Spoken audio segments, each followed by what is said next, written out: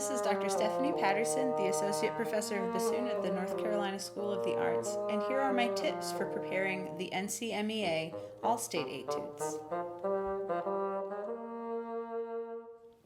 This etude has a lot of different character changes. For example, the beginning says cantabile, or in a singing style, and then at measure 11 you have maestoso, or a little more heavy and grounded, and then at 19 or 23, depending on which ending, you have conspiritu, or with liveliness and spirit. So make sure that you are thinking about those character changes. I don't think they necessarily want a tempo change. I think they want a style change. So at the beginning, you might be thinking more like you're singing the line. Use vibrato, use a beautiful connected legato.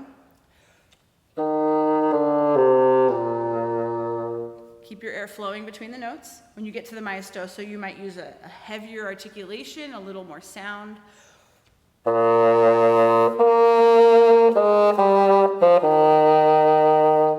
Okay, and actually measure 13 doesn't have a marking on it, but I like to think of it as a little more mysterioso, or mysterious.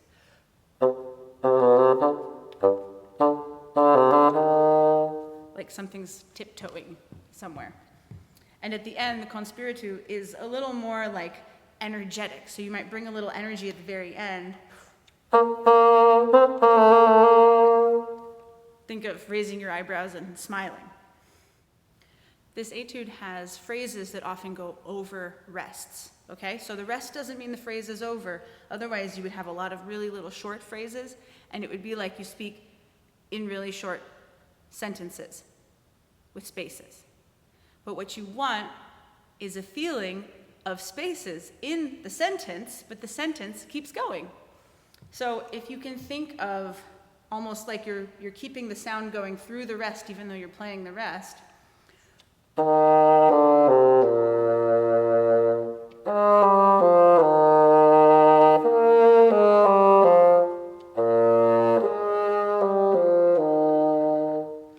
All the way to the end of the phrase in bar 4. And it will help if you don't actually breathe until the end of the phrase. So you keep your air ready to play over the rest. In measure 5, you've got some staccato notes. I would practice them long or even slurred to make sure that your fingers are all together. And then tongued but long. Finally, staccato. A lot of the dynamics in this piece are specific, but there are stretches of time that don't have dynamics. So feel free to add in some ideas of your own. For example, starting in measure 13, I do sort of a gradual crescendo, but in 17, I come back to mezzo piano to grow more towards the end. On bassoon, a lot of times we have to fake our crescendos and do a lot of little crescendos instead of one big one because we can't play as loud as a trumpet. Thanks for listening and good luck.